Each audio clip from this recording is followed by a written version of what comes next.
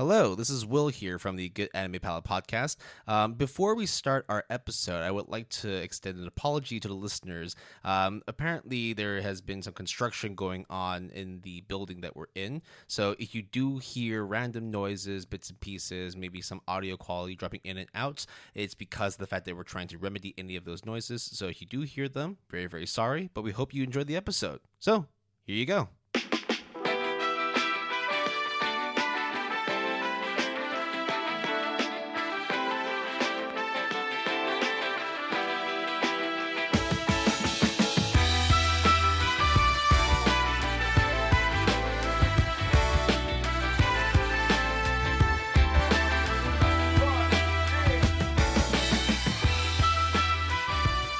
Hello, everybody, and welcome to the Good Anime Palette podcast. It might be summer months, there might be rain or shine, but we're here to talk about everything anime and manga.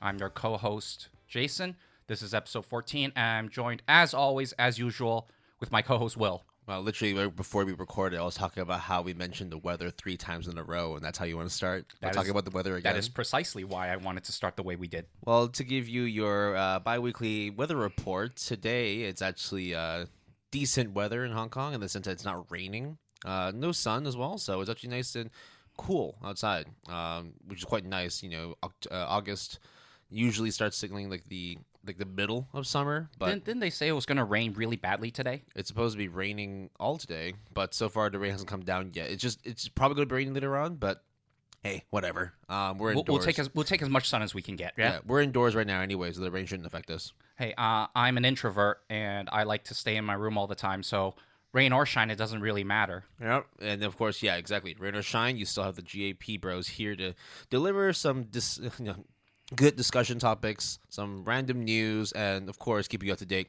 in terms of what we've been watching. So one of the things that I have been watching, actually, we're just going to get straight into it, right? Yep. All right. The first thing that I've watched, I actually been watching it throughout like the month, actually, but I didn't get an opportunity to talk about it until now. It is an anime made in 2012 called Joshi Raku by JC Staff. It's streaming on High Dive only, which is kind of unfortunate, but it is an exceptional anime. It is about 5 girls who does rakugo, and then afterwards they just kind of shoot the shit with each other, and it's just really funny. Yeah, for those who don't know what rakugo is, would you be able to give a quick sort of explanation of what rakugo is? It's a one-man show where they tell stories in front of an audience, and it is very old school, just literally a guy or a girl impersonating different voice patterns and different pitches to represent different characters, and it's supposed to be pretty funny. It's like theatrical storytelling. Right? Exactly, and it's not really relevant nowadays, but it was all the rage back then. Yeah, I think you still have rakugo masters that are still active in the circuit, but it's not as huge, right? I mean, like that's just how sometimes like traditions kind of fade out. Yeah, but even though this is about 5 girls who do rakugo, it actually has almost 0 rakugo in it. I was telling Will earlier, it's kind of akin to, if you work at a restaurant or somewhere, and then there is like the office staff break room in the back. And then when people take their breaks, they go to the staff room where there's like a bunch of people there, usually, and then everyone just shoot the breeze with one another, shoot the shit, and talk about random stuff. And this is basically that, because when each episode or skit starts, you usually get like the last maybe 20 seconds of the rakugo performance. They bow and say, thank you for your time. And then the skit starts when they arrive in the back. And the stuff that they talk about, it's cute girls doing cute things, but some of the stuff they talk about is like, if you win the lottery, what would you do? And how would you hide the fact that you won? Or what is the exact meaning of a casual dress code? The plight of wearing glasses, and what is considered new, and how it is, what's the cutoff mark before something new becomes old. It has tons of references and humor to other IPs. They even mentioned Toonami at one point, but that's kind of weird. I think that's the subtitles, but it's pretty well done. Yeah. What score would you give it out of 10, or based on like our ranking out of 5? I would say it is an 8.5, but I would say it's a 9 out of 10. So 4.5 stars out of 5 stars. It's like just my jam. All right. Anything else you've been watching? Of course, Will. I mean, you've been keeping busy, right? So Busy in a sense, not Yes. necessarily, when it comes to. looking for a job. Well, And I mean, research. you have a job, right? I'm more talking about discussion topics and saying you're going to do something, and then you end up doing the very thing you told me not to do. Yeah, but okay. Anyways, Will's throwing shade, but I kind of deserve it. Last episode we talked about summer premieres, and one of the shows that I watched was Kageki Shoujo, which is Opera Girl. And I kind of said it was very slice of life, very cute girls doing cute things in a theater school, a bunch of girls in a theater school. Then I kind of dropped off to focus on other stuff. And then my news feed, there is a website called Anime Corner. Do you use Anime Corner, Will? Not so much. Most of the time I'm getting news and ratings and stuff like that through like Reddit, through my anime list, through Anime News Network. But I know about Anime Corner. Yeah, so we also use AnyChart too, every now and then. But Anime Corner is like another platform for these sort of things. And they would release their rankings, similarly to Reddit. And episode 3, named Teddy Bear, jumped 23 spots in the ranking for Anime Corner. So immediately I was like, something's up. And then Reddit blew up about it, so something's up. And then the score on my anime list jumped from a 6.9 something to, as of today, a 7.27, which is a huge jump, to be honest, in a span of several episodes. Yeah, that's like the difference between like a C plus to a B minus. Yeah. Almost. No, actually, no. This is more like a D plus to a C minus. I don't know. I mean, Asian standards, right? Yeah. Anyways, the episode 3, I watched it, and it's hardcore. It's really, really good. Do you want to talk about what it's about? Or do you want to just leave it to the curious listener to go check out themselves? I will say this. I thought it was going to be very slice of life, very, very chill anime. And it turns out that was a precursor to the hardcore what it actually is, which is about female high school students in a theater school and trauma and stress and pressure that comes with being like performance, competition, being competitive, cutthroat kind of industry. And just bad stuff happening to good people and how they deal with it. And I guess, with all the bad stuff that happens in the show, like I'm pretty sure it caught the attention of a lot of people in terms of like spiking their interests. I mean, going from a 6.9 to a 7.2, like that to 7, yeah. Yeah, that's a big jump. That's a big jump. And I am being very like cagey about what these things are. I'm sure if you want to find out, you can Google it. But I have to say it's extremely well done and extremely powerful and emotional. And it was kind of hard to watch, but at the same time, you can't deny the fact that they did it very well. All right, so go check it out. Where did you watch it? I watched it on Crunchyroll? Crunchyroll or Funimation? I can't remember. Either one. I mean, eventually they're both going to be the same. Yeah, they are both going to be the same. I don't know if they're going to split it, though. Yeah, if you don't remember, we should go back to our Crunchyroll episode and talk about Funimation mergers and shit. We have done an episode on this. Yeah, episode 4. Yeah, I remember. Not long ago, yeah. Okay, so excluding Crunchyroll and Funimation, I watched a Netflix movie that premiered on Netflix on July 22nd. Anime original movie called Words Bubble Up Like Soda Pop. It's a very cute and bubbly name. And it's a very cute and bubbly anime. It is the music was composed by Kensuke Yoshio, which may not ring a bell for a lot of people, but if I say A Silent Voice, Devilman Crybaby, and Ping Pong the Animation, 2 of which I've watched, and they did the music for that. He's also slated to compose the music for Chainsaw Man. This just builds up a lot of hype for Chainsaw Man, and that you got a great music composer, you got a great studio behind it, and the little trailer that we had seen like a month ago Just hype. My hype levels are like off the charts right now. Yeah, it's really good. But what about words pop up like soda pop? So okay, so it's also directed by the director who did Your Lie in April. Sorry, words bubble up like soda Yeah, pop. words bubble up like soda pop. So it's directed by the director for Your Lie in April, which is another music anime. So this is like right up the like his repertoire is perfect because this show is about music.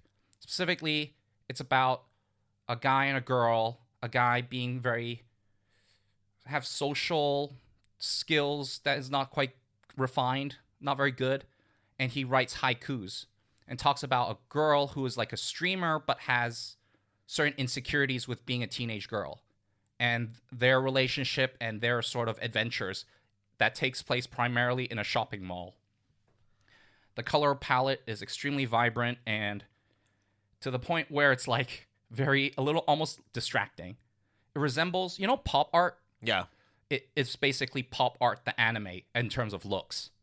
The anime, the music is extremely well done, like really, really good. And it's kind of funny that like this anime is extremely wholesome, and it's probably perfect for anyone who maybe is not that into anime but is willing to like watch something. This is a very easy gateway anime to watch. I mean, as far as Netflix exclusives, right? I'd say pretty well done. Definitely, if you have a Netflix subscription, it's worth checking out. I would say that in the summer months, a lot, or just like in general, it's just a lot of not so good stuff been happening around the world. This show is kind of like lifts you up a bit. It makes you really feel really good about a lot of things. I would say it's an 8.5 out of 10, but more 8 than 9. So that's still good though. No, it's extremely good. It's just not exceptional, but I would say everyone should watch it and give it a shot, including you, Will. All right. How much else did you watch the past 2 weeks? So Will called me out and said that I ended up not watching a lot of homework and instead watched a lot of seasonal stuff, and I am sorry, I did do that. I caught up with a bunch of shows, and one of them being Girlfriend. I've already said my piece on it, but I will just add one more statement, which is in 2019, Will, we got Domestic Girlfriend. Is that correct? Yep. In 2020, which I really love. Yep. In 2020, we got Rent a Girlfriend. Is that correct? Yep, which I don't really like. In 2021, we have Girlfriend. Which you seem to like. I really like. And I think they are all kind of in the same vein, although different qualities, but they're kind of, I don't know what 2022 is going to give us. But my suggestion is the 100 Girlfriends Who Really, Really, Really, Really Love You. If they ever get an anime adaptation, that'll be like a girlfriend anime in the title every year for the past like 4 years.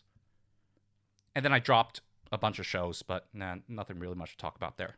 Yeah, I think in terms of seasonals, I'm trying to streamline what I'm watching. Unfortunately, it seems that Remain, the water polo anime that I was pretty stoked to watch, hasn't really kept my interest. I think I've dropped it after episode 2. Really should maybe just watch one more, because I think after like 2 episodes, 3 episodes, out of like one cur, and it doesn't have any water polo in it yet. Like, I'm not quite sure what I'm watching now. So I mean, maybe if you said that it's about a high school team assembling, right? So maybe once they assemble the team, I don't know. I mean, it's also already like 1/4 of the way through the season. Like, how much of the season is left for me to actually watch any water polo? Oh, that's true. Okay. I think like the main focus of it was more like you said, right? Focusing on actually getting people interested in water polo, because let's be real, water polo is not exactly the most popular sport, especially here in high school. Like, swimming's already tough enough. You want to start like swimming and also throwing a ball into a net. That is like extreme shit. Even though I played it when I was in high school, it wasn't an easy sport to play. So that one's kind of like on the hold/drop list for me, but I'm still watching Realist. That it's a damn good show.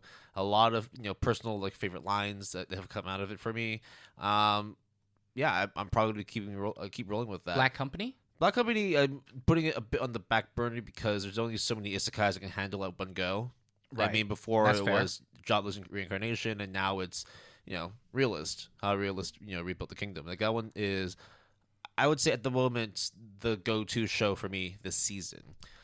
But outside of this show, I've also been watching a few other things, particularly because some stuff is on Netflix, and I haven't really bothered to watch that much more Netflix stuff. I figured, hey, we're going to be talking about a specific discussion topic on Netflix, so might as well just start watching more stuff. So a while ago, we watched a show called The Great Pretender. Now, when we first watched it, we could see it had like the hallmarks of a good heist series. It's got good plot, good planning.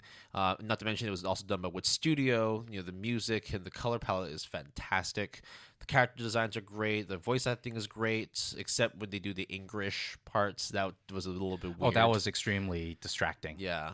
Thankfully, as the series went on, they don't really focus on much of that. But one thing we did notice as well was when we were talking about watching season 1, which is like the first 3 cases, we liked it, but it wasn't like, oh, this is amazing.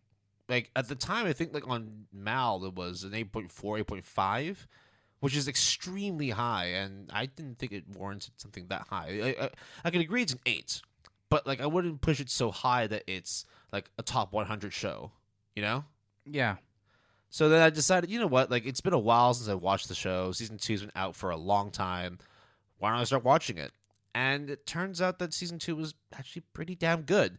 Yeah, it still I still carry over some of the problems I had with the series, and that the whole plotting of their heists. When it comes to the planning, it's very blunt and plain to see. But at least when they carry it out, like the execution is done really well. I did find myself smiling and laughing more in the second season than the first season, and so it's definitely something I enjoy a lot more. I could definitely recommend people to watch Great Pretender. It is quite long, like a total of 24 episodes, I think. But hey, look, if you have Netflix and you want a good time, and it's also the Wood Studio, check that shit out. Other shows I've been watching, and this is also another show that I watched a bit of it a while ago, but had to put it on hold because of certain scenes. This show is Beastars. So Beastars actually started rolling out the second season recently. So I think they're also releasing the new seasons, new episodes on Netflix because it is a Netflix show. It's a very interesting show. It's very in depth. It's about high school, but instead of with regular human beings, they're all like beastmen. They're all like animals. They're all like basically like you have like walking, talking giraffes, wolves, foxes, lions, rabbits, and sheep, and all that. So it's, if you've watched Zootopia before, right, or of Zootopia, yeah, it's kind of like that where you have like herbivores and carnivores. You have like prey and predator animal species all coexisting together. So essentially, it is like a full representation of like the animal kingdom, but using a high school as the setting. And you can see like that's how like certain character dynamics and relationships are built upon the relationship between a predator animal and a prey animal. But as the series develops, you start sort of seeing the lines getting a bit blurred. Like if you're a carnivore, like are you always going to be set on eating meat, and then you look around and like you see all these other prey animals as your classmates? Do you start tapping into your animal instincts, like your beast mentality, and start eating them too? So there's a lot of sort of questionable like themes and tones in terms of what it really means to be a specific animal within this particular kingdom. I think it's very well written. It did take a little while to get over that one particular scene, but once you get past it, it's a very enjoyable watch. I think you've watched like what, 1-2 episodes yourself? Yeah, I watched 2 episodes of it. I basically got to the point that you're talking about. So if I can overcome that, get over that hump, yeah, I think I'll be fine. Or that lump. So it is done. It's a 3D anime, and it is done by Studio Orange, which I love a lot because they did Land of the Illustrious, which is kind of, to me, the pinnacle of 3D anime. They should do season 2, please. But instead, they announced season 3 of Beastars. So, I mean, but that being said, like, Beastars the animation is done very, very well. It's almost like if all 3D anime is like that, I would have zero problems. Yeah, but not every studio is Studio Orange, right? In fact, there's only one Studio Orange. I mean, like, Polygon Pictures is trying their best, but they never seem to be able to impress you. Nope. Yep. That's a shame, because there's a lot of good shows on Polygon Pictures. And I watched some of them, too. Yeah, so. you don't like them. Yeah. Because you're picky. Because they're Yeah. not Studio Orange. That's just it, Yeah. right? Once you've had, the taste of, once you've drank that sweet Kool-Aid, It's kind of hard, right? It's orange all the way, man. Yeah. The last show I watched that was also on Netflix, this one was more out of curiosity as opposed to me genuinely wanting to watch it. It's Seven Deadly Sins. So this is a Kodansha adapted series. So originally the manga circulated on Kodansha. The first 2 seasons, actually, first 2.5 seasons. So the second season is like only 5 episodes, I think. So it was originally produced and animated by A1 Pictures. And then the latter 2 seasons, including the most recent ones, so seasons 4 and 5, are done by Studio Dean. Oh, Will, you kind of like Studio Dean, right? Yeah, they're great. Studio Dean's fantastic. Have you watched Fate Stay Night? Fucking incredible. Not.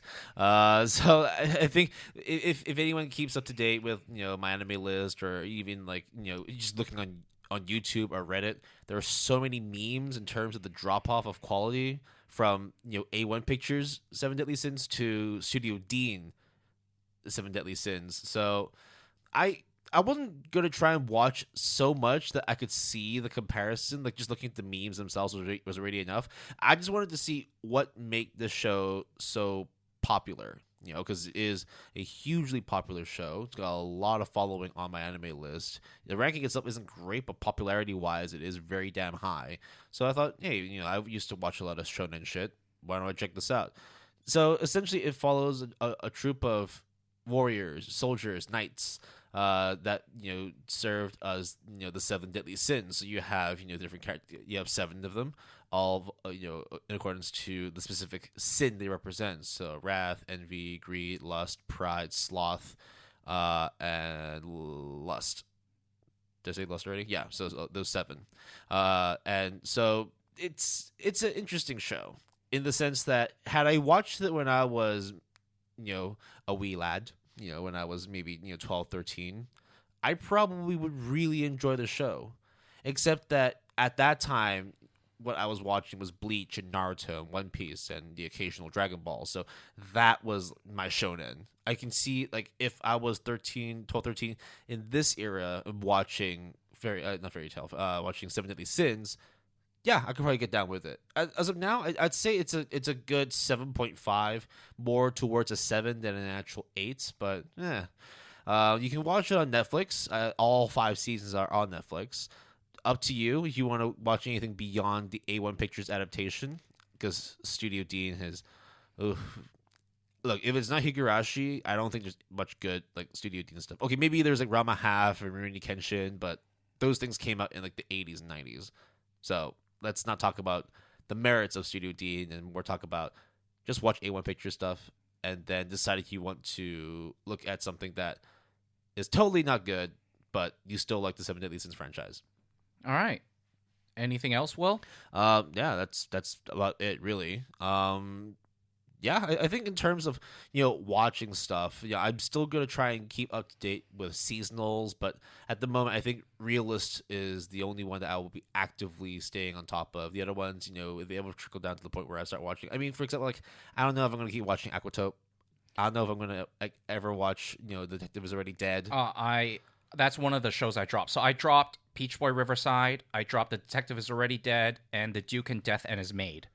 Those 3 I'm definitely dropping. And then the ones that are on a chopping block, interestingly enough, is The Case Study of Vanitas and Remake Our Life. Because those shows apparently are really good. Ratings are really high for it. But it's just not vibing with me. Maybe if I watch maybe 1 or 2 more episodes, that's why it's on hold. It's on the chopping block, but it's not like dropped but yet. Based on like first impressions, not quite our style. Yeah, right? It's all right. With Case Study of Vanitas being like very gorgeous, production value absolutely is absolutely like pristine, but I'm just not vibing with the music. Not vibing with the story. The music actually was okay. The music was great. Yeah, I like the music, but story wise, I don't know how many episodes I have to give it before I can actually say I'm interested in it. A Remake Our Life just sounds like a very, very good slice of life coming of age story. That's about it. Nothing wrong with it. It's just that there's already a lot of SOL out there, right? Yeah, and I just feel like, yeah, this might be a very good one, but, maybe I'll watch it when it's all done, or maybe I'll watch it later and see how my opinions might change. So Yeah. Well, that pretty much wraps up, the stuff we've been watching so far. not including homework for our main Yeah, discussion. I'm pretty sure, later on we'll be talking about a lot more stuff that we've been watching and consuming, whether it's in the past 2 weeks or through our lifetime. But we're going to put that into the actual discussion, and we're going to move on to our news break. So we've got a couple things we wanted to talk about. Two things, actually. One of which I think was actually fucking hilarious. Should we start with the I think they're both hilarious. What are you talking about? Which one do you want to go? Do you want to go French or BBC? Let's go French. All right. So, what's happening in France, Jason? So, apparently there is an app that the French government has launched in May, and it gives every 18-year-old in France 300 euros. So, it's like 3,000 Hong Kong dollars or 350 US dollars to spend on the arts. I don't know what that means. I guess in a way it's supposed to be very broad because they just want money to stimulate, the youth and their artistic passions and so on and so forth. And the youth responded because the New York Times reports that as of July, 75% of all purchases made through the app are on books, and roughly 2/3 of that was manga. So then now the app was originally called Culture Pass, but now the French news media is now referring to it as the Manga Pass. And I just think that is just like so good. It's just like French otakus, French weaves just everywhere. Consuming is like, oh yeah, sure. I'll take 300 euros. I'm just going to buy all the digital manga I can buy with 300 euros. And guess what? Let's go. So, yeah, it's just funny that everyone just spent all that. 75% of people who bought books spent all of it on manga. What's great as well, actually, two pieces of news that came out of it was Macron, the French president. I think he got like some sort of illustration from Eiichiro Oda, who's the creator of One Piece. And since this plan rolled out, they had actually sold. Well, actually, yeah, they up to 1 million copies of One Piece was sold, which represented around just over 8% of the whole manga market. Like, they sold 25 million copies of One Piece since 2013. So that represented like a huge boost to manga sales, specifically for One Piece, but still, the manga industry, you can tell, right? It's still alive and thriving. Like, people who still, are locked in. People want to read stuff as opposed to watch stuff. So manga sales are going up the roof. I mean, one line in that article was talking about how a kid bought like the whole entire series for JoJo Part 6, Stone Ocean, which is really depressing because he or she was able to get it all in its entirety of 17 volumes in French, and they're still translating Part 3 in English. Yeah, well, what are you going to do? Just watch the anime. I have. That's why I'm waiting till whenever the fuck it gets released in 2022. Very likely in October. So when fall rolls out. So yeah, France is having a manga boom. So congrats to them. The next bit of news is not necessarily a congratulations. It's more of like a good job. You got done fucked up. And it's only applicable to people who watch anime, which I just find like hilarious. So obviously, not to mention also if you're following the Olympics as well, right? So for those who don't know, or those who haven't left the house, the Olympics is happening. Yeah, it's actually a thing. It's going on, it still really bothers me that it's 2021, but they still call it the 2020 Tokyo Olympics. Like, was it going to cost promoters and advertisers that much to just change it from 2020 to 2021? Probably, maybe because they've already made those merchandise. Maybe so. I guess Anyway, so one particular event that I didn't watch the bouldering. I'll watch the first event of it. Is essentially wall climbing, like rock climbing, and in the backdrop of particular when the climbers were ascending, in the backdrop there is a robot. A robot just chilling in the background. You know, Japan robots and all that. It's synonymous, right? You can't talk about Japan without robots. Except that when you talk about robots, usually you would try and talk about the right robot. And apparently, when the BBC decided to tweet this particular picture, they just went ahead and assumed that, this robot, it's cool that these climbers are climbing in the presence of, a transformer. So here's the exact quote from BBC Sports Twitter page. Just when you thought speed climbing was frightening enough, you now need to impress a transformer too at hashtag Tokyo 2020. Now, a lot of listeners now would probably be smacking their forehead right now because it is not a transformer. It is a Gundam, which, hello, of course it is a Gundam. And, wait, you mean to tell me that thing in the back is not Optimus Prime? Nah, man. Dude died. Oh, shit. Wait, he dies? Oh, sorry. Wow, dude, spoiler. Nah, I don't give a fuck. Anyways. So, yeah, the BBC people messed up the Transformers with a Gundam with Transformers. And it's really funny because the commentators also said something that I thought was super priceless because it was like, going past this giant statue of Gundam, which is some sort of famous robot. I don't know anything about it. And then they also referred to it as Gundam, the unicorn robot, which is really half right because the Gundam that is being displayed is Gundam Unicorn. So it's like the model, but they call it the...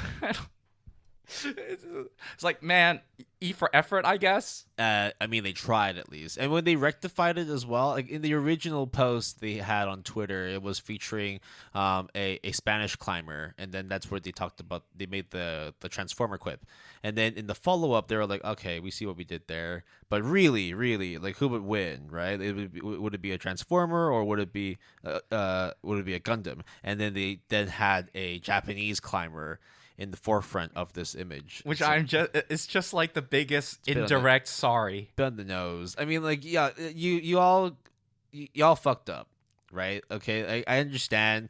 Like, apparently the BBC or any of its networks have not like broadcasted any anime in over 2 decades. But come on, like, if you had just said a robot, that would have been fine. But they tried to be smart. They tried to be so smart, and they had egg on their face in the end. So then this tweet got retweeted as of right now 19.4 times and got favorited 19.1 times. But I'm guessing the favorited is not like the good kind of favorite. It's favorites like, oh, wow, I just want to remember this bullshit. You remember that one time that the BBC done fucked up? So, yeah, there you go. That is...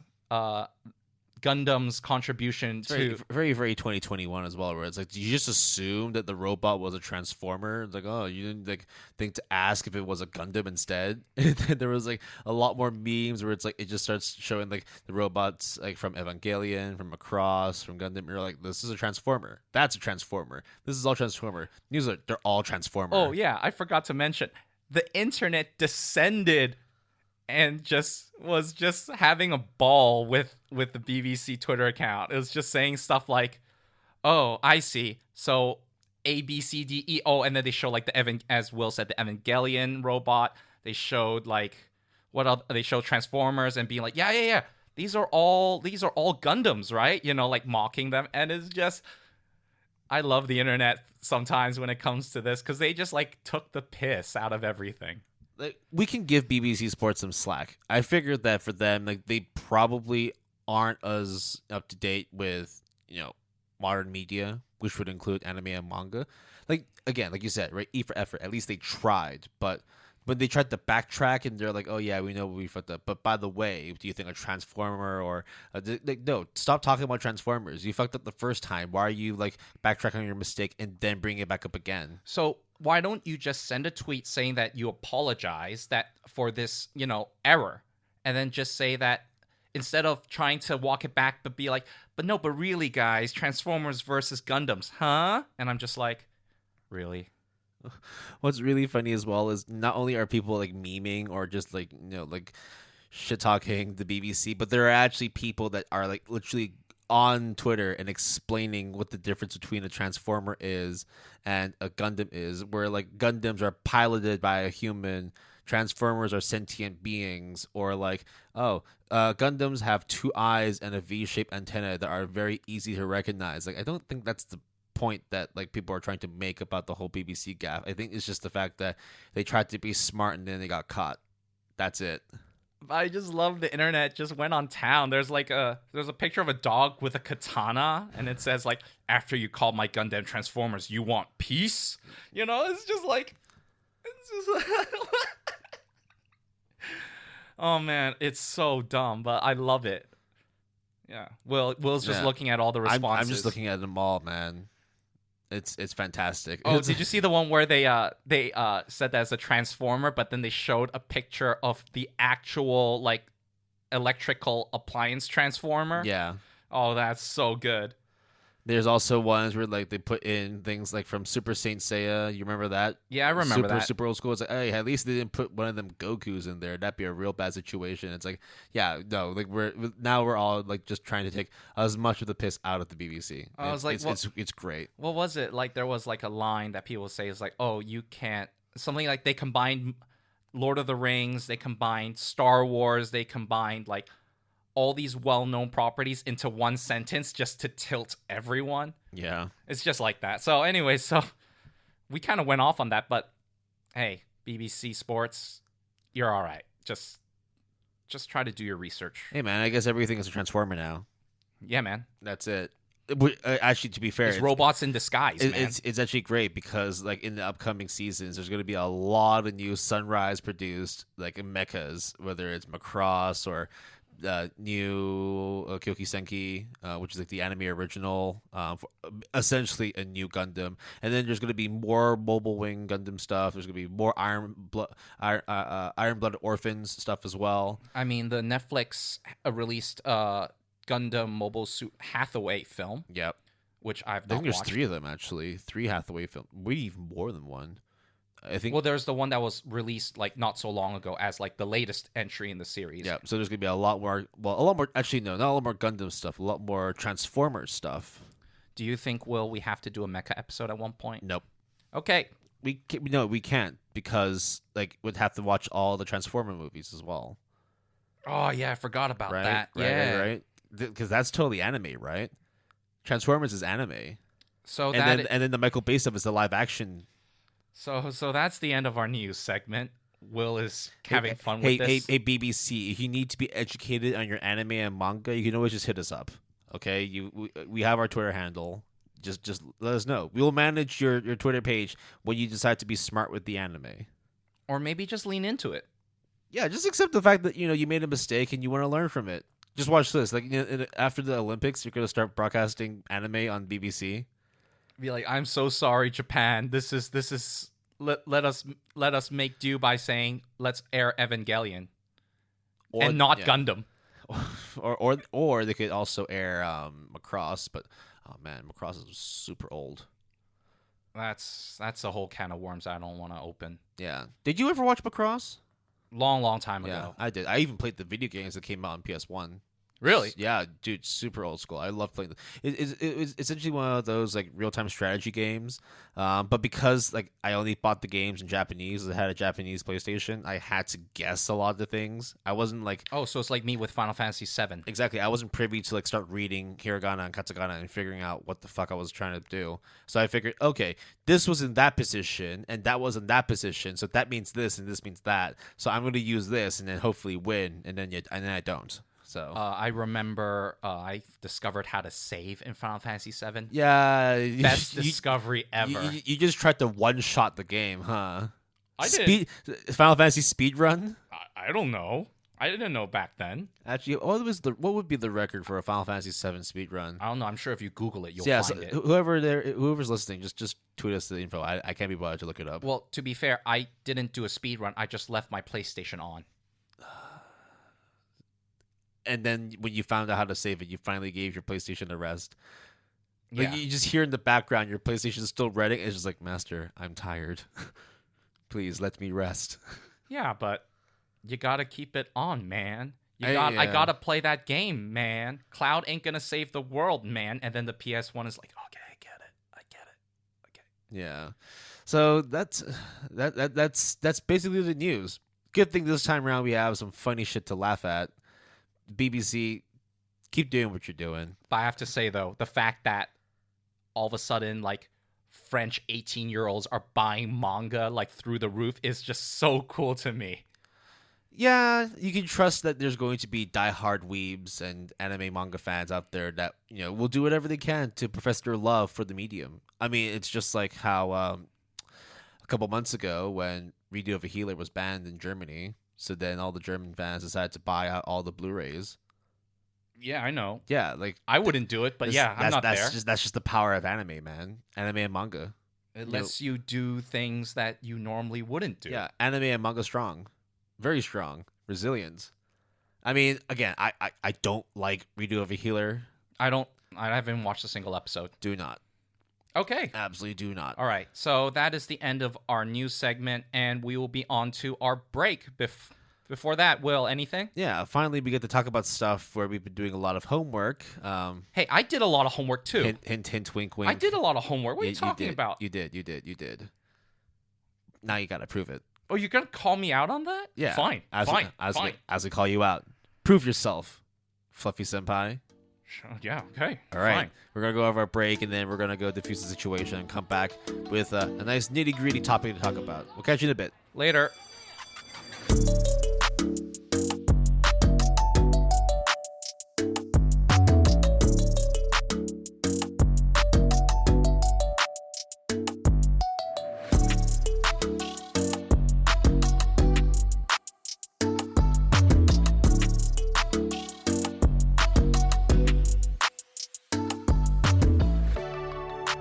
You are now listening to the second half of today's episode of the Good Anime Palette podcast. We've had our break. We've had a little time to put together our thoughts for how we want to roll out to this second half of the discussion. So I hope you're ready to talk about all the homework that we've been doing. We've done a lot of homework for this one, actually. Not just in the past 2 weeks, but essentially throughout our whole anime manga career. I would say that my consumption in this is quite high too. Very, very high. In fact, there's going to be a specific segment that I want to roll out, which kind of highlights, how big this whole Netflix anime landscape is. So if you haven't noticed, today we're going to be talking about Netflix. And anime. Specifically, yes, anime within Netflix and Netflix's contribution to the anime industry. So I think for a lot of people nowadays, you have at least one video subscription plan, right? Whether it's Netflix, Hulu, Crunchyroll, Funimation, Amazon, High Dive, whatever. But I think for the most part, Netflix is a king among kings within this particular industry.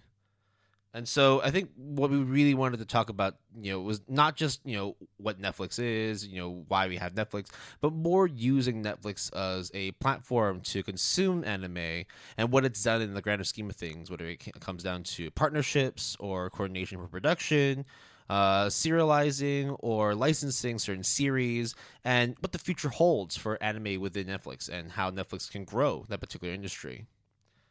So Netflix, I remember Netflix as back in the day when it started only doing DVDs. And then they had a very minimal online presence as a streaming platform when video streaming wasn't even really a thing. Yeah. So I relied, and I think a lot of people back then, they had disc plans. And then the streaming plan is like an added bonus. Like no one gave a shit about the streaming plan. Also, in general, back then, I would say Netflix's involvement with anime is pretty minimal. what was your experience like, Will? I think when I first started using Netflix, it was mostly to watch live action shows or whatever stuff that Netflix had. So essentially, watching stuff like Futurama, watching South Park, watching The Simpsons, those kinds of shows. When it came to anime, at least from like my earliest memory, it was the usual suspects, right? Like Full Metal Alchemist, Naruto, Bleach. I think One Piece was on there at the time. I don't remember.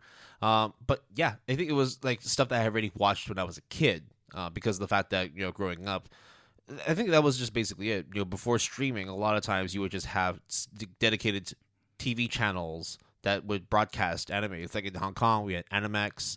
In the US, they have Toonami. In Japan, they have a bunch of different platforms, a bunch of different TV channels that have syndicated anime shows. So that's generally like how I consumed a lot of my anime. And then when using Netflix, it was nice to know that it was there, but I already watched it. But since then, it's the catalog has grown. Oh yeah, it's definitely grown a lot. And I would say even before when you watched anime, all I remember on there were kids shows that were anything Very related to animation. Yeah, so I think like stuff like Beyblade, Pokemon, Digimon, Yu-Gi-Oh, a lot of the stuff that we grew up watching as kids would be on there. And I think it's because at the time a lot of the stuff was already licensed in America, so therefore it wasn't too hard to get licensing for Netflix because they already had like the dubbed versions ready to roll out. So, according to Netflix, whenever you watch an anime, sometimes you would see a little kind of credit that says Netflix Anime Originals or exclusive Netflix Original, Netflix Anime, something like that. Or sometimes when you click on the show, they would see a little Netflix symbol on the top left-hand corner. A little N, a red N. So a lot of people might be figuring out what that means. And a lot of people who venture a guess would say, oh, it's exclusively licensed and owned by Netflix. Actually, when we dug a little deeper, the meaning is actually all over the place. So, funny enough, when you go all the way back to the first one that got labeled Netflix Anime Originals, it turns out to be Knights of Sidonia Season 1 on Independence Day, July 4th, 2014 by Polygon Pictures. And the ironic thing is that you can't access Knights of Sidonia now because they left the service for 5 years on July 3rd, 2019. And then it came back, and then they lost the license again. But back then, the first sort of real splash that Netflix had with anime was with Knights of Sidonia. And then, as of recording, the Hong Kong Netflix has both? No. They're not available anywhere, at least on Hong Kong Netflix. Can you check, Will? I mean, I haven't seen it because when I was putting together a specific list I wanted to roll out, I didn't see it when I was looking on Hong Kong Netflix. Right. So basically, another thing that we also want to reiterate as sort of main consumers of anime, we go by seasons, the seasonal curve. There's 4 seasons in a year, each split by 3 months. So then there is like a format towards how anime seasonals are released.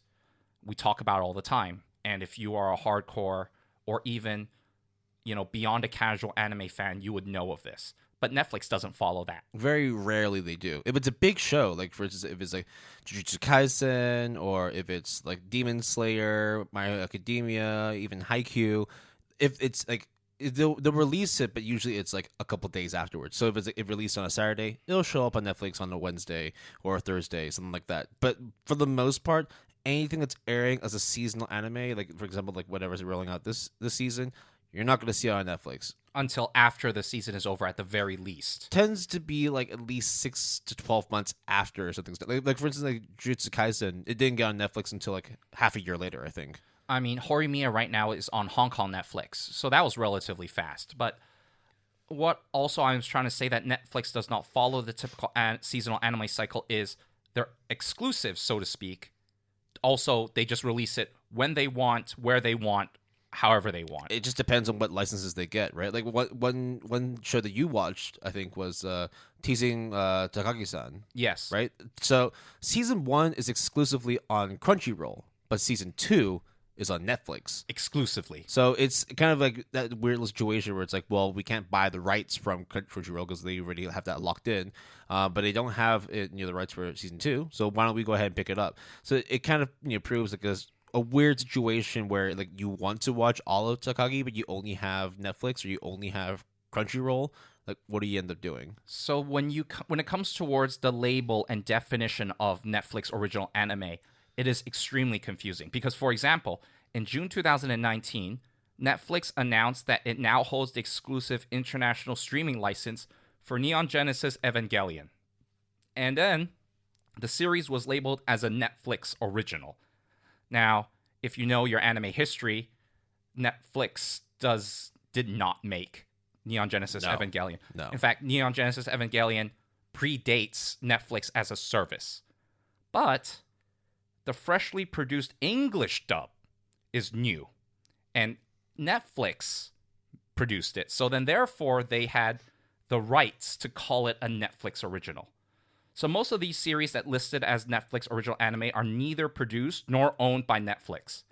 Instead, most of them are just animes that are licensed for streaming from the Japanese studios directly to Netflix without another licensor like Funimation or Crunchyroll as an intermediary. I mean, these sort of shows also would have aired sometimes in Japan on regular broadcast, and they will then be released, won't be released weekly, but will be released when the season wraps up as a whole. And there's actually a special term for this kind of phenomenon. And it can be a long wait for people. And then, have you heard of Netflix jail, Will? Yes, but before we go into that, I actually wanted to roll out a segment which you completely missed out. If you don't mind, we sort of backtrack just a little bit. Okay, let's backtrack a bit. Unless you want to just roll on with your own thing. No. What you got? I mean, it's like, like, why are you missing on the shit that I wanted to talk about? Sorry, I just didn't see it. I honestly didn't see it. You wrote it down. No, I didn't. It literally says Will's surprise segment at the end of the first part, which Oh, okay. you also typed in. Okay, sorry. All right. If you don't mind, would you kindly bring out a timer or a stopwatch? Because what I did over this week was I looked through the whole Hong Kong Netflix catalog for anime, and I've written down every single show that I've watched or consumed, whether it's in completion or just parts of it. But these are all shows that you can watch on Netflix Hong Kong. I didn't do US Netflix because it's just more straightforward just to do one location. So if you don't mind counting me down, I'm going to go ahead and list every single show that I've watched at least some or completed, whether I've watched it on Netflix or I've watched it before. Okay, so I'm going to say 3, 2, 1, go. And on go, I'm going to start, okay? Yeah. 3, 2, 1, go. A Place Buried in the Universe, Agretzko, Ajin, Anohana, Assassination Classroom, Astro Lost in Space, Attack on Titan, Be the Beginning, Baki, Beastars, Black Lagoon, Bleach, BNA, Bungo Stray Dogs, Cannon Busters, Cells at Work, Cells at Work Black, Code Geass, Death Note, Devilman Crybaby, Dorohedoro, Dr. Stone, Ergo Proxy, Fate Apocrypha, Fate Unlimited Blade Words, Fate Zero, Forest of Piano, Fruits Basket, Fullmetal Alchemist Brotherhood and Original, Future Diary, Ghost in the Shell, Standalone Complex, Gossick, Great Pretender, Guilty Crown, Gurren Lagann, Genetic Samurai, Hellsing Ultimate, High Score Girl, Higurashi, Horimiya, Hunter x Hunter, Iruma-kun, Japan 6 2020, JoJo's Bizarre Adventure, all 4 parts, Jujutsu Kaisen, Cabaneri of the Iron Fortress, Kakigurui, Keep Your Hands Off Isaacin, Keimono Jihan, Kengan Ashura, Kono Oto Tomare, Konosuba, Kuroko's Basketball, Little Witch Academia, Millionaire Detective, Mob Psycho 100, My Hero Academia, My Hero Academia, My Little Monster, Naruto, No Good No Life, One Punch Man, Promise Neverland, Psychopaths, Re:Zero, Rilakkuma, Rosario and Vampire, Run with the Wind, Seki Case, Seraph at the End, Seven Deadly Sins, Spice and Wolf, Tanya the Evil, Tatami Galaxy, Thus Book Yushibi Rohan, Tiger and Buddy, Trigun, Ultraman, Violet Evergarden, Way of the House Husband, Yasuke, Yomushi Pedal, Yu Yu Hakusho, and High Rise Invasion. How long did that take? 1 minute, 4 seconds. I don't want it to get under 1 minute. So that was a total... Actually, technically, it should have been longer because, for example, with Full Metal Alchemist, you said Brotherhood and original, so you technically should have said both. I should have said both. There's one you said all 4 seasons or something. So I should have said JoJo's Bizarre Exactly. Adventures, Phantom Blood. Exactly, yeah. And also The Diamonds Unbreakable and Aruma-kun, Stardust Crusaders. Aruma-kun needs the full Demon title. School of our... Yeah. I guess I should have also said then stuff like yeah. Anyways, so that was 83 shows. 83 But shows. you didn't watch. You watched some of them on Netflix, some of them on other platforms like Crunchyroll. So none of these, not all of these are exclusive. In fact, like a very small percentage of these are exclusive, quote unquote. and you completed all of them. No, as I said, watched or completed. Okay. Right, to watch some part of it. Like for example, I definitely did not watch all of Kimono Jihen. That shit was boring as fuck. But that just goes to show that like from the beginning of when we first got into Netflix till now, the catalog is big. Now, that doesn't mean that all the shows are good, which we're going to talk about later on, but it just shows that you don't have Crunchyroll, you don't have Funimation, you don't have High Dive or all the other platforms. You could still watch a fair amount of good anime on Netflix. I mean, just from myself alone, 83 shows. I'm sure for you, it'd be well over 100. Yeah, probably. Right? So that's this is the scale we're talking about. These are the strides that Netflix has made since we started. I mean, like I don't even remember when I got my first subscription. I think I had mine when I was still in university. I think like I had it in like early 2000s. 2011. I think that's when I had my first when I actually started subscribing to Netflix. Oh, I was even earlier. Yeah. So you had it like when it was like disc on demand. Yeah, right? yeah, exactly. I didn't have that. Mine was just I just did streaming. And then they had like the little envelope that you put the disc in, and you had like 1, 2, or 3 disc service. So yeah, I remember that. Yeah. So there are a few shows on that list. Say for example, like Little Witch Academia, and another show that also popped up on Netflix recently, which is Shaman King, the remake. Now these shows had come out for like quite a while ago. However, while it was slated to come out on Netflix, it didn't come out immediately, and that was the point that Jason was going to be talking about, which is Netflix jail. Now, I don't know if Netflix jail pertains to other mediums within, like other genres within Netflix, but I can tell you for a fact, personally, that in the anime circle, Netflix jail is a term that has been used constantly, at least when it refers to properties that are licensed by Netflix. So it is used to describe Netflix rather, I guess, irritating business practice of releasing certain shows, in this case, anime shows. Instead of releasing it week by week, and that they acquire and co-produce, they would release it months after its original run on Japanese TV and maybe even Netflix Japan, instead of simultaneously releasing it everywhere else. So, as Will was mentioning, Little Witch Academia, Shaman King. So originally I wanted to watch Shaman King for a long time. And then I was like, when it was like last season, it was airing. And I was like, how come I can't find it anywhere? And it was like, oh, Netflix has the right. Oh, it's airing in 2 days. Technically, in Hong Kong, it'll be available. Actually, it should be available everywhere in 2 days. August 9th, I think, or something like that. And I was just like, oh, great. I just have to wait. Same thing with Little Witch Academia. They had to wait. In fact, Will, earlier in the first session, was talking about Great Pretender.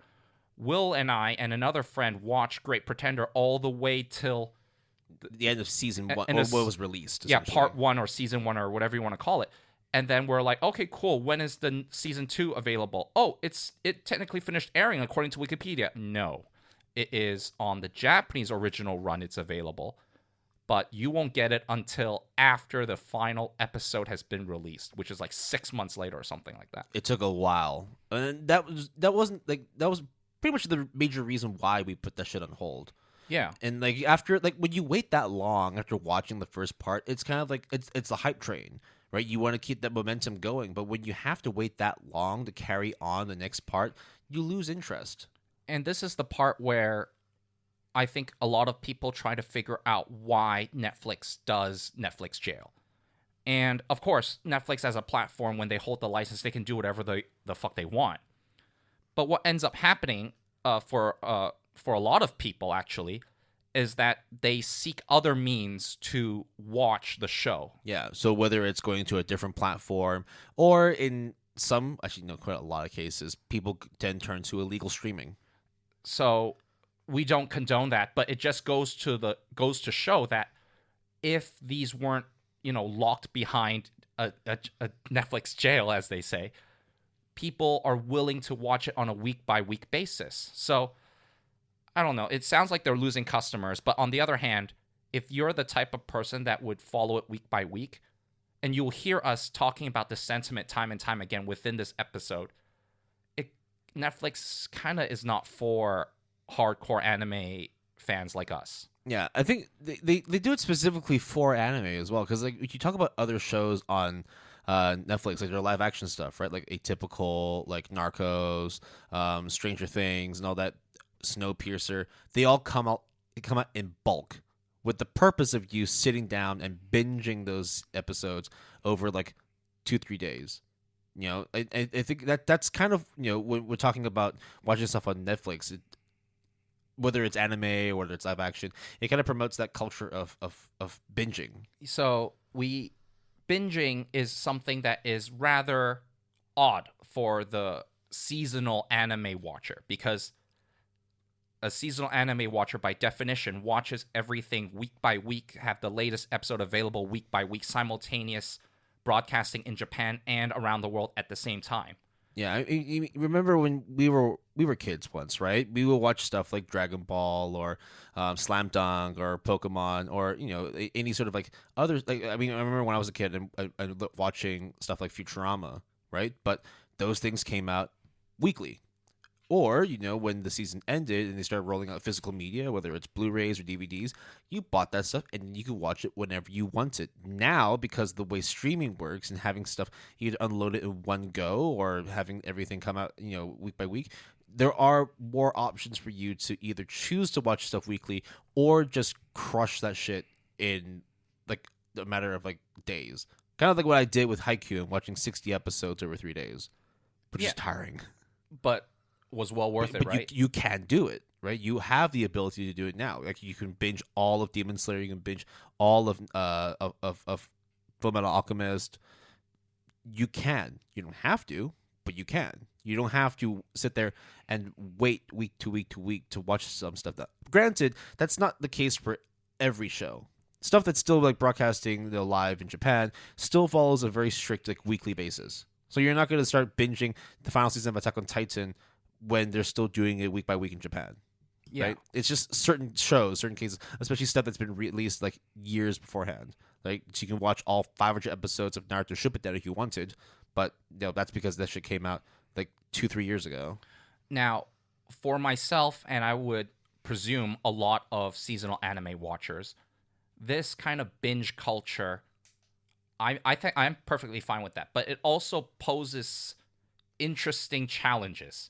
Because, for example, on Reddit or on my anime list or on any of these anime forums, they would have week-by-week discussions talking about the latest episode. And usually it has this kind of community, this following where everyone shares their opinion, and, you know, or like anime watchers would chime in and then the manga watchers will chime in and, you know, spoilers or whatnot and everything. But at least for me, I would read and sometimes, very rarely, would comment on these threads.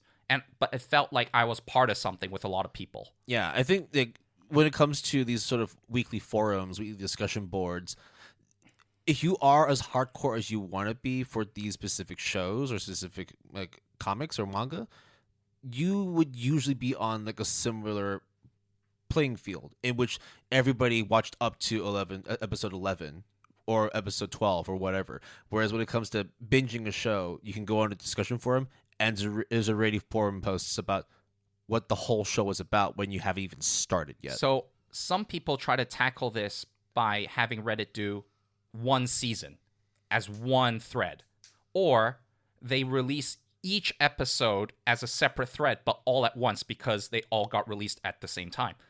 But that, to me, kind of kills the momentum in a bit, which is kind of interesting because the attention that it gets for like this presumably this Netflix series, like Kagegurui, for example, it would spike real high, but then after like 2-3 weeks it just drops because everyone binged it already. And so it creates a different dynamic. And furthermore, right, like, I remember, for example, do you remember Demon Slayer, that really famous, I mean, of course you remember. Yeah. The really well-known episode 19, I think? I thought it was 1819. 1819, the one that kind of trended on Twitter. It basically showed the fullest potential of UFO Table. And that was before Demon Slayer went super crazy. It was already crazy, but like before it went super crazy. That was like that's what sparked like the record breaking trend that it just ran off with. Like you just could not keep up with Demon Slayer anymore. I can't tell you for a fact, but I can say with quite confidently that if it was a Netflix show that got all released in one batch, you will not get the same kind of hype and attention and momentum that a week-by-week anime like Demon Slayer did with that episode. Yeah, not to say that it wouldn't have hype. I would argue that the hype would be even higher, but it wouldn't be long-lasting. And I wouldn't remember that episode as... I would remember that whole season rather than, oh, remember that one episode? Yeah, like when it was releasing weekly, you would have people like just blowing the shit out of it, just like, yo, this is fucking crazy, freaking, and then people started getting attention. People was like, okay, maybe I should start watching it now, and starting to slowly catch up with it. And then that's how you prolong its legacy. The fact that even to this day, there are probably still new Demon Slayer fans that are just now getting into it. But like you said, if it all just dropped in one go, yeah, the hype would probably skyrocket even higher than what it ever had before. But it would the train would slow down very, very quickly. Yeah, and I also think that a lot of the conversation will not have been persistent throughout weeks and weeks and weeks, months and months for that one season. Rather, it would be like 1 week of intense discussion. So it's like concentrated rather than a slow and steady rise, and then drop off. But that's not to say that binge culture is particularly bad. No, not at all. Because I think I have been in situations where I just want to watch the next episode super badly. Specifically in my case, imagine I had to watch those 60 episodes of Haikyuu weekly. Now, of course, it would have taken me over a year to do that. But the main thing is, when you're watching specific arcs, specific tournaments, you don't necessarily want to take a break. You want to just power through that shit and keep that hype train moving. Like me. If you watched season 3 of Haikyuu, but weekly, I did. It hurt. It did hurt. Right? Super badly. For me, it didn't. But at the same time, now for me, it's like, I'm not saying the hype train has died for Haikyuu, but it's like, I probably wouldn't get the same level of, oh my god, that shit was fucking intense. I could not believe, like, it took this long to get there, but I'm so glad I got there. More like now, it's more like, I'm so tired after watching one of the greatest sports anime arcs of all time. Now I need to go take a break and chill out. So a lot of people also would look at binge culture and then they'd be like, what's the point of a recap episode? But actually, the point of a recap episode is to recap something that has happened for week by week by week. Yeah, for the most part, most people are like, bro, I watched these episodes like just yesterday. Why don't you recap? It's like, well, if it was regularly released, that episode you watched, yeah, that would have been released 10 weeks ago. I don't really remember what stuff I did last week. So. Like, it doesn't make sense in the binge kind of way, that way it's licensed. But if it was the quote-unquote normal seasonal way that it was, maybe a recap before the penultimate or the finale would make sense. But because it's part of the whole season, when you binge it, you're just like, okay, I can skip that. But so all in all, I don't think binging or having everything released in one batch is necessarily a bad thing. I mean, like, people nowadays would be like, oh, don't worry about watching episode 19 or 20. It's just a recap episode. You can skip that. And it's like, but back then, we didn't have that choice. It was like, because as you said, right, it's all part of a weekly schedule. We've been consuming it on a regular weekly basis. Yeah, we might not always enjoy recap episodes, but they're helpful. I would be so pissed when I would like watch a recap episode sometimes, because I'll be like, I remember this. Yeah. I don't need a recap episode. Don't waste a slot. But then you realize after watching it, it's like, this actually is very helpful. I appreciate the effort, but let's please go back to like what I actually signed up for in the first place, which is I need to see this fucking volleyball match play out, man. Stop playing all the recap of season 2. So binge culture, which is, I would say, quite popularized by Netflix. Or with streaming services in general, but Netflix being in the forefront. Right. Netflix anime is no different. But it makes it more frustrating when it is bound by Netflix jail and won't be released until it is all done. Then a lot of people sometimes can't wait and will seek out means to quench their thirst. Yeah.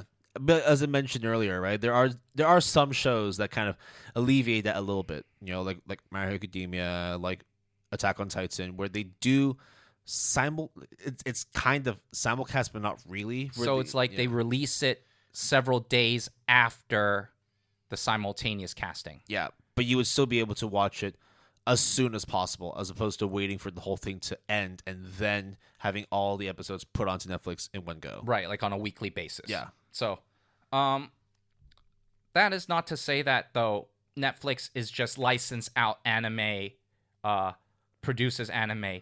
Netflix also contributes to animation beyond producing and funding anime projects. So you don't just go into Netflix and just watch shows. Behind the scenes, they're doing quite a lot of work, right? I mean, they've already been in coordination with different publishing companies, different licensors, different media groups. And especially when it comes to Netflix, they've actually been like pretty much on the ground talking to a bunch of animation studios to produce Netflix original or Netflix exclusive content. Sometimes even going further than that and going with specific studios to roll out programs for animators and producers. So we have actually mentioned this piece of news before, but for those who are just joining us or who don't remember, on February 12th of 2021, Netflix and Wit Studio announced that the two companies will be partnering up to help new creators to get a head start in their animation studies and careers. So they set up this Wit Animator Academy with training provided by animation schools. Sasayuri, I think is the name.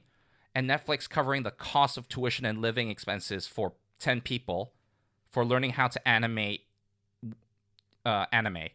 And then there was a head lecturer and people who are on like Studio Ghibli productions, and the young animators will learn a bunch of stuff, and then they would possibly get a job with these companies once they graduate. So Netflix approximately will cover quite a lot of the tuition, as well as providing like a stipend for these people who pass both the initial screening from Wit Studio and an interview with a producer at Netflix. So they kind of, in this case, put money where their mouth is and try to get people to, get into the industry. And I think that is a win-win for Netflix, because on one hand, you may think that 10 people is not a lot at all, but you also have to understand that from a public relations PR perspective, this kind of like money is like a drop in a bucket for Netflix. And it kind of shows that you quote unquote care about the anime industry.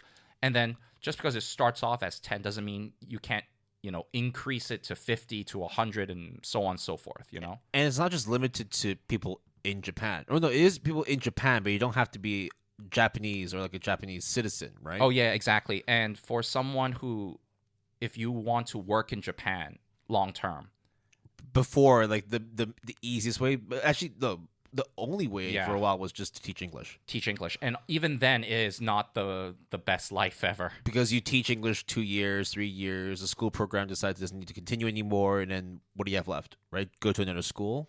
That's essentially it, right? Whereas this actually gives you a pathway to employment. You get into the country, or if you already are in the country, then you go through the interview process, you get your application processes done, and then you get your scholarships and room and board all sorted out. And then when you're done with the program, if you proved your worth, you would get employment within the industry. It sounds like, of course, like that's the whole aim, right? To get people input, but it's just the fact that such a program even exists in the first place is pretty dope. Exactly. You don't hear a lot of streaming platforms kind of fund these kinds of programs. I think this is really cool, because if Netflix just did what they usually do and produce and license stuff, I wouldn't bat in a single eye. But the fact that they kind of made a gesture to try to give back to the anime industry, I think is really well done. Yeah, and like specifically as well, once we're done with this program, you don't just work for any old anime studio. You're working with WIT.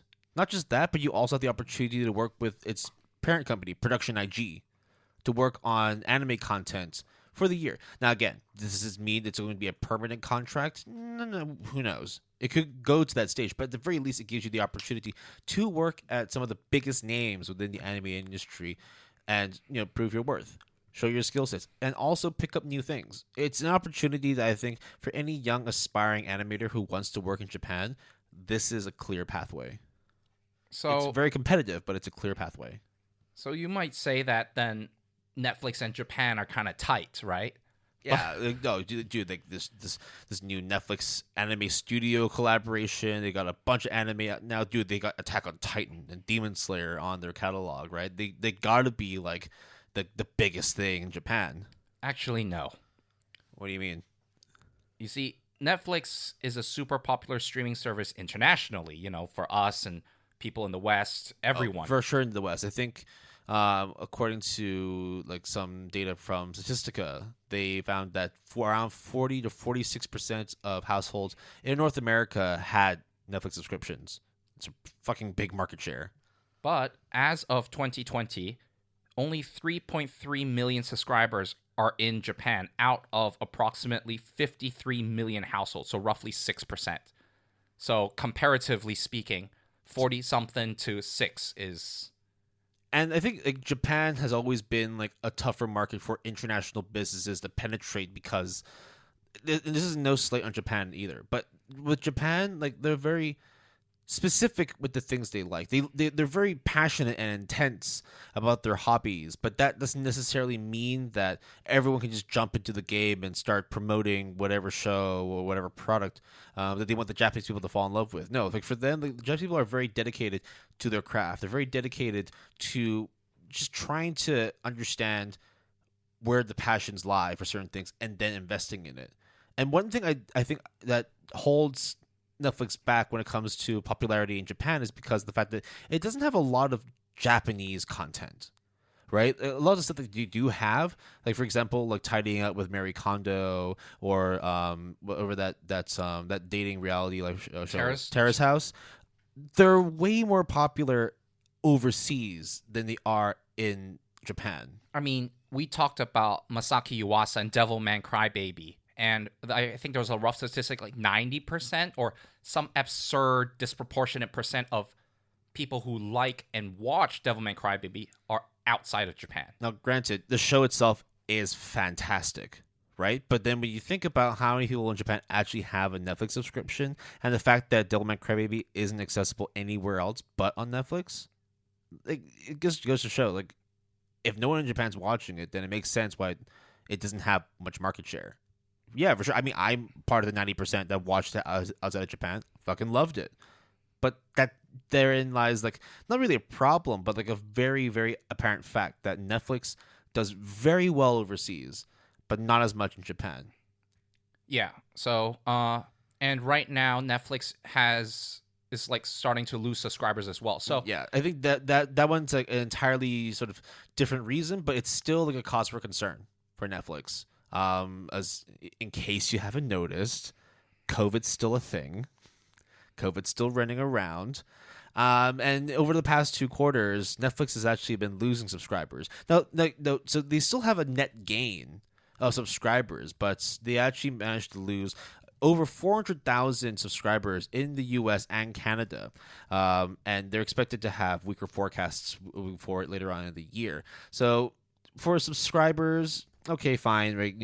Losing an $8 subscription here and there, not that bad. But imagine being an investor and looking at Netflix and thinking, what's going on? Like, this should be great, right? Like, everybody's staying at home. Everybody's, not allowed to go outside. There's lockdowns everywhere. People should be staying indoors and watching shit. Like, what could possibly be happening to Netflix?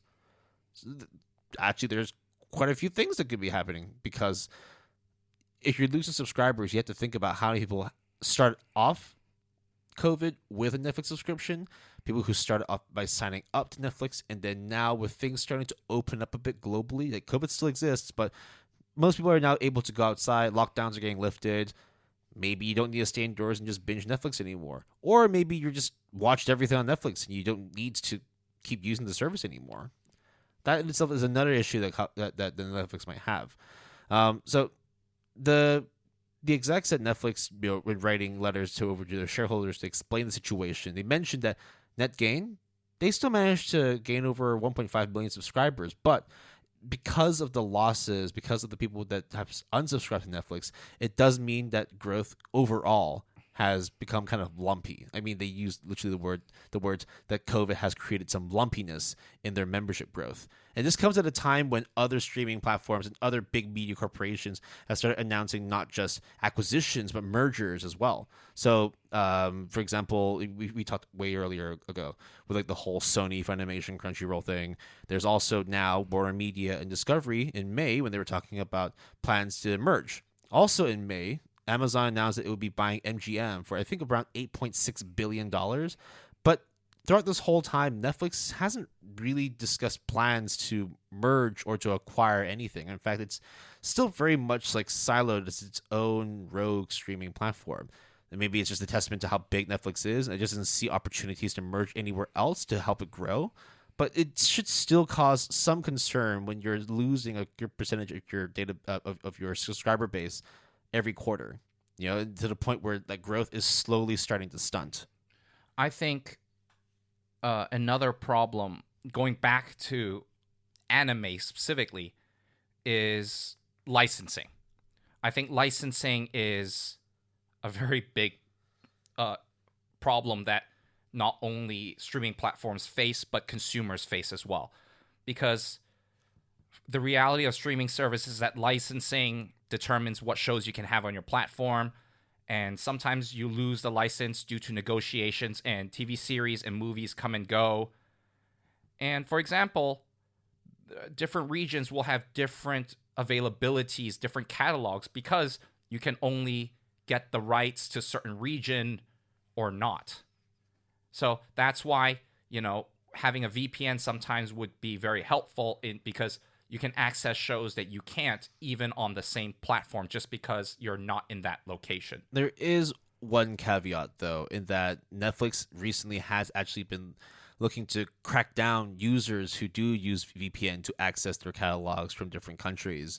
I think I remember reading an article about how ExpressVPN, one of the VPN services, was not actually work. It could not work on Netflix. I think Netflix, what they would try and do is like terminate accounts that they detected were using VPN, but since a lot of people are using it, they'd rather just sort of limit the amount of content you can see when accessing via VPN, which is weird. So like I use NordVPN. I use a VPN service to occasionally look at stuff that's in the US and it's in Canada. When I access Canada, completely fine. When I access America, on the other hand, very limited. So VPN's definitely useful in the grand scheme of things, but sometimes it can be a bit tough to get what you want to look for on Netflix. And this comes to show that whoever holds the licensing right is king. So I guess in a way, Netflix original anime kind of bypasses licensing because Netflix just has the exclusive licensing rights. So then no one else can have it. Netflix can only have it, and Netflix can give it to all of their regions. So it's like the best situation for Netflix. But it's possible that, these shows are like extremely questionable these days, isn't it, Will? Mediocre at best. It's because I mean, like when you heard the list I ran through, right? There were a lot of heavy hitters on there, right? Like Neon Genesis is on there, right? You've got fucking Kill la Kill, you've got Gurren Lagann, you got Naruto, you got Bleach, you got occasionally One Piece that I think they've taken it down again. You got Tokyo Ghoul, you got Demon Slayer, Jujutsu Kaisen, Horimiya. These are all great shows, but for every great show there is, there's like 15, maybe even 20 other shows that are like barely a 6 or a 7 on my anime list. And that's just for licensed shows. We haven't even talked about like stuff that Netflix quote unquote produces, right? Like, look, I think the main sort of crux that we wanted to go through here is beyond the shows that Netflix has on their subscription platform, we also sort of wanted to go a little bit in depth in terms of the originals that they've made. Some of the stuff that is, done in association with Netflix, done exclusively through Netflix, or streaming exclusively on Netflix. Any shows that have like that little N icon when you look up on your phone or for your tablet or for your computer. So basically, the thing that we will say is that, at least from my perspective, when Netflix original anime became a thing, I remember it very fondly as, oh, Netflix is making Violet Evergarden. Violet Evergarden is fucking awesome. And then, Kaigurui. I mean, I didn't watch Kaigurui back then, but having watched it now, I would have been so into it then too. And it was just like, wow, Netflix is really, really good with their anime selection and their project selection. Then you get stuff now like Record of Ragnarok. You get stuff like Way of the House Husband. You get stuff like Yasuke, which is not like really good, but not really bad, but heavily produced and very well produced in certain cases with Yasuke. But it's just not hitting the same mark that it used to hit, you know? Yeah, I think thinking back when I first started watching Violet Evergarden, I was like, wow, this is the pinnacle of a streaming backed Netflix, like streaming backed like anime original, and it was fucking gorgeous to watch. There's a lot of Netflix exclusives that I do like, but for the most part, at least specifically recently, I wouldn't say it's a letdown, but it does definitely leave a lot to be desired. So I think one thing we do need to remember, of course, that like as much as there is a lot of anime on Netflix, Netflix is not an anime streaming service. It is a streaming service first and foremost that also has anime on there. And I mean, of course, right? I listed like 80 something shows. There could be hundreds on there, but that pales in comparison to the catalogs of Crunchyroll and Funimation, which exclusively do anime, right?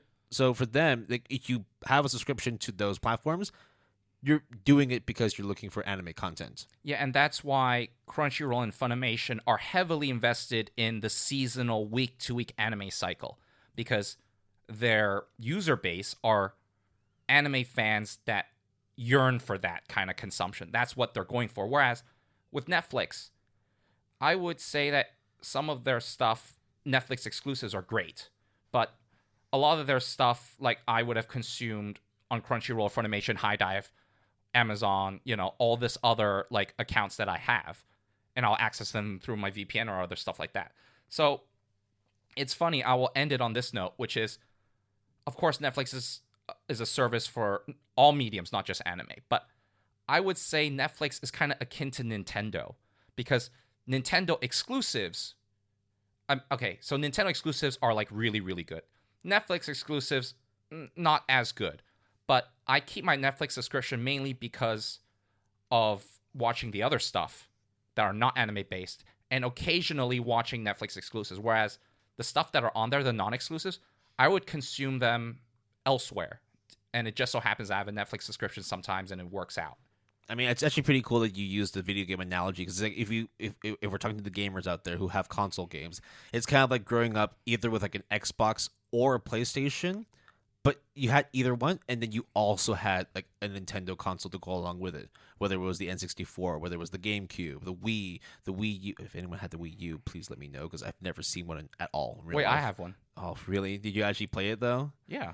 I mean, I think for most people, it was released way ahead of its time, which is why now we have the Nintendo Switch. But again, it's like, I have a PS4 and I also have a Switch. Some people have an Xbox and also have a Switch. That's it, right? Like, if you're like an anime hardcore fan, you will have a Netflix you will have a Crunchyroll / Funimation account, but you will also likely have a Netflix account too. But you might not use to watch anime, but you might have it because, hey, there might be an exclusive that's dropping on it. So you have the service. Why not check it out? And maybe your family is using it for other stuff, and you're consuming it for the live action stuff. So it's fine. But I don't use Netflix that much for anime purposes, other than the exclusives. Yeah, it's kind of like the walls run dry for me too. In that, like, I've watched enough now, so I need to go back to Crunchyroll or the Funimation to watch more stuff. But now we're at this segment where we've talked about how some of the Netflix exclusives were kind of meh, but they have some really good shows on there now. So let's take a moment to talk about our recommendations for Netflix anime content. Now, there are some caveats. Yeah, okay. So here are the caveats. The first thing is that we're going to only focus on Netflix anime exclusives almost entirely. One or two exceptions, but for the most part, Netflix exclusive. this is mainly due to the licensing issue with different regions that we mentioned earlier, because I can say, oh, you should check out Horimiya, but if you live outside of Hong Kong or live outside of Asia, I think it's live outside of Asia, you won't be able to access Horimiya on Netflix. Yeah, like you're not going to be seeing it on UK Netflix, I think. I haven't checked, but Whereas the Netflix exclusive is definitely on there for all regions. So it was just easier. yeah, like you're going to find Violet Evergarden on every single platform, every single region of Netflix because it's region free, but it's Netflix exclusive. And it's not fair to assume that everyone has a VPN. It's not fair to assume that, you might have an Express VPN, which if you do, I'm sorry. But hey, it's just not fair to assume that you have a VPN to access other shows in other regions. And if you do, then good for you, but we don't want to make that assumption. Yeah. So as I mentioned, 83 shows on my little list of Netflix shows, some of them exclusive, some of them not. There's actually a lot more anime on Netflix, which then means we're not going to watch every single show or every single series there is. That's just impossible. Well, it's possible. We just don't want to do it. It's not possible within the period of time that we kind of limited ourselves. Within our existence, yeah. Also, there are certain shows that we would have already mentioned multiple times and possibly even more so in the future. So for those, we won't go super in-depth on them other than to say, what are you doing? You should watch them. End of discussion. Yeah. So when it comes to the recommendations, both Jason and I have like 3 different categories of recommendations. The first one, which is quickfire, basically shows that we've talked about not even multiple, but we talk about almost every other episode in which, hey, why the fuck have you not started watching it? The second one being the in-depth one, which is shows that we might have mentioned or maybe have like kind of glossed over, but want to share a little more light and color and explain why these are shows that are worth your time. And then we have maybe a surprise / like wild card one, which is it might not be an exclusive, but it is on Netflix at the moment, so you might want to catch it. So I will go on with my 2 quick fires, which I've already actually mentioned even within this episode, which is Violet Evergarden by Kyoto Animation and Kaigurui by MAPPA.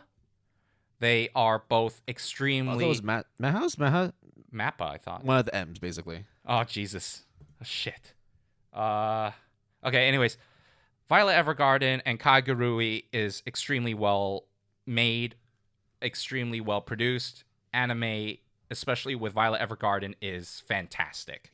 That's an S tier show. I think in terms of like Netflix exclusives, you would probably say Violet Evergarden is the exclusive. I would say it's number 1. Right? Like Yeah. there's not much else that can compare to it. But Kakegurui, a strong A tier. Very, very good anime. The quickfire ones that I have are also very straightforward. Dorohedoro, done by MAPPA. Fucking great. Violent, gory, but extremely fun to watch. Devilman Crybaby, even more gory. Science Saru, the brainchild of fucking Mr. Masaki Yuasa. Extremely, extremely beautiful. But I have to say, the gore is very over the top. So if gore is not your thing, you might want to skip it, but I'm an edgelord, so I like that shit. And then on the opposite side of the spectrum, High Score Girl, super fluffy, nostalgic, done by JC Staff. JC Staff, track record, kind of spotty, but this one was very well done. The 3D does take a little bit of getting used to, but you can get over it. It's a fantastic watch. So now we can spend a little bit of time going into the in-depth shows. Oh, shows... Kakegurui is made by MAPPA. Okay, you're correct then. So now we talk about the shows that we want to flesh out a bit more. We want to really explain to you why these shows are worth your time. Hence, we're going to take more time to talk about them. So do you want to hit us off with your list? Do we go back and forth, or We'll do one by one. I think we both have 3. Yes, we both have 3. So my first one that I recommend you to watch on Netflix is Little Witch Academia. At the time, this was in Netflix jail, but obviously since it is after the fact, you can now watch it in its entirety, and it is about basically Harry Potter. It's wizard school, except it is an all-female cast with witches. In fact, the opening of the series is not the OP, but like the opening segment of the show is very similar to like the Chamber of Secrets. You know, when Harry and Ron have to steal a car to try and get to Hogwarts. It's kind of similar in the sense that, the girls... you don't know how to drive a broom. Yeah. Oh, my God. Yeah, and then it's like, oh, ended up in a forest. Oh shit, the forest is trying to kill us, but we can't die because we're going to be late to like our school initiation. Also, we are the main characters, so we can't die this early. Yeah, so it was actually very fun to watch because it was very clear there's like a lot of parallels between like the Harry Potter verse and the Little Witch Academia verse. And it's made by Studio Trigger, my boy. Studio Trigger. So, it has two curves. The first half is very different. The two halves are very different. I think, Will, you would agree that the first half is more slice of life, introducing all the characters. And then the second half is like... very shonen. It's just action. It is just balls to the wall, exciting fun. Have you ever heard of, like, can you imagine Magic Broom Mecha? Don't spoil that. That's like none of that makes sense, but like you have to watch this shit to fully understand. You're gonna find your Hermione Grangers just like you're gonna find your Neon Genesis Evangelion in there too. It's just really good. And it just the last action sequence I think deserves an extremely special mention. The last 2 episodes, maybe. I would give it a 2-minute applause. Yeah, like that's how good I felt it was, the ending segment. Overall, it was a very fun show. Like it's slow to build up, but once you hit its stride, it's fucking fantastic. And the sense of wonder and the wonder of magic was captured very well. And I think Little Witch Academia, it may look kind of kid-ish, but really I think it's one of those shows where like it recognizes what it is and it doesn't try to punch above its weight. Like it's very cutesy and artsy, but it doesn't try to be like, oh, that's just appearance, we're gonna be super serious. No, they play into the cutesiness, but then like once they suck you in, then it's like, okay, you just saw cute girls doing like witch things, now we're gonna do crazy witch things and you're gonna like this shit even more. And I did. Yep.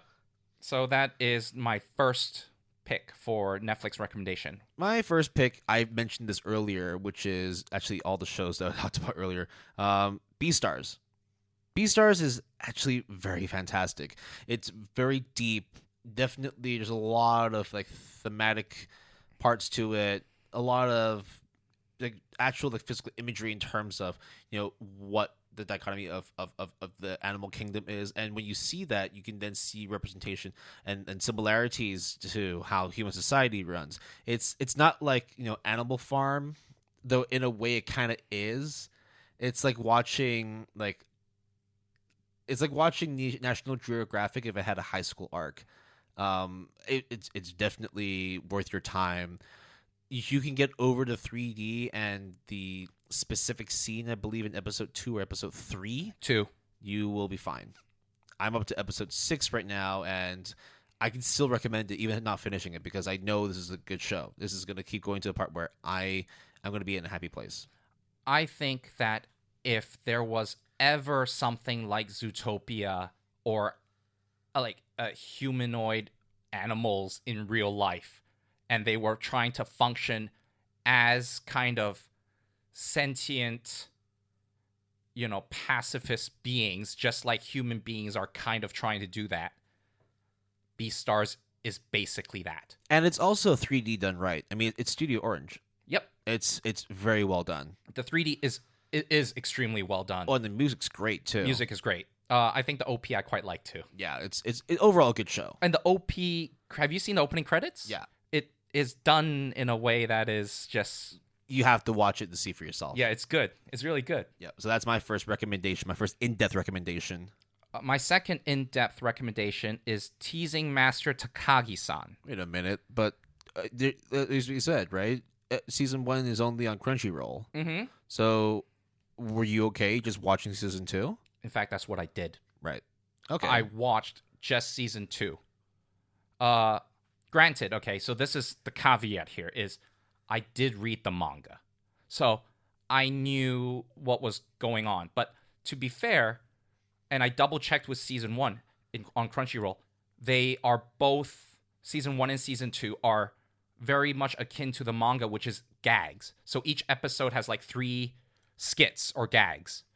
And there is like very, very little lost that if you just watch season 2.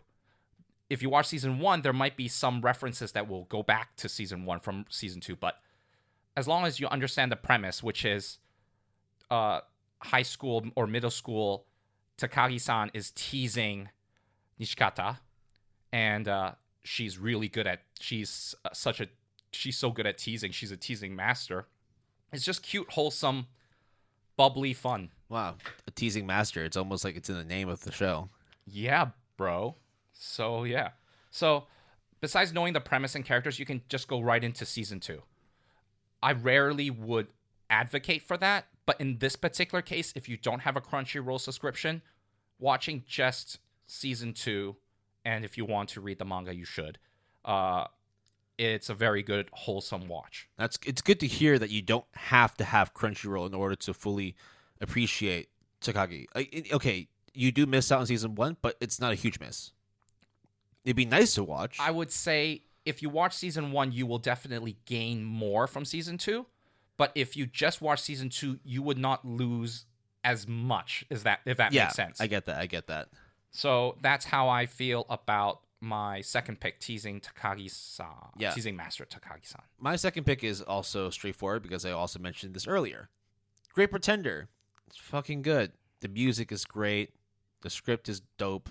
The characters are amazing. I really like the characters, especially as they grow even more and more into in case number 4. Which Yeah, is you like really the did second part. the whole 180 on that. In the beginning, I was always very skeptical because this is the same sort of criticism that you and I had, in which it seemed like whenever they were explaining their heist plans, there were a lot of cop outs. There were a lot of really easy ways to explain how this particular heist worked, or how that plan was pulled off without a hitch, or when something was about to go awry, they were able to remedy it no problem, and there was no repercussions. That changes in season 2 Okay. because things get a lot more serious, and that's when you start seeing when the characters are in the corner and they have nothing left to be able to defend themselves with, what they do to actually get themselves out of their mess. The music is still fantastic. I can't get over how colorful the show is. It's such a beautifully animated show. It's fucking Wit. Wit have never done anything wrong. You should watch Words Bubble Up Like Soda Pop if Yeah, you but like the color palette. That's not Wit though.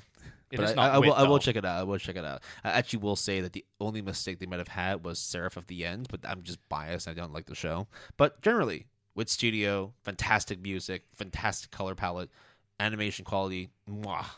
Voice acting minus the English, very very good. It's a hard recommend for me.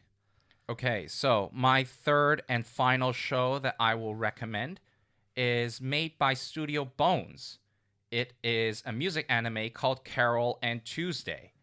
Now, Carol and Tuesday is a rather, what is it, like several years old, I think?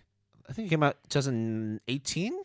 2019. Okay, so it came out 2019. It is 2 cours, so it's like 24 episodes, and it's about 2 musicians trying to make it big, called Carol and Tuesday. It's rare that you get a music show that is 2 cours. I mean, the one that Will says that is like that is Nadame Katabile, which is like what? My favorite music anime Which of is all like time. what, like 4 seasons or something? Yeah, and it's 8.6 or 8.7 on Mal. It's fucking great. So but it's really hard to find now. It's a classic underdog story of musicians that are just, they start playing in the streets and then they got popular and then their video went viral and then they try to make it big, and the trials and tribulations of not only the music industry but trying to make the dream a reality. Classic underdog story. I also think that the music is sung really well because it is not sung by the VAs. It's actually sung by professional singers. So it's Nai BRXX and Selena Ann, I think. Selena Ann.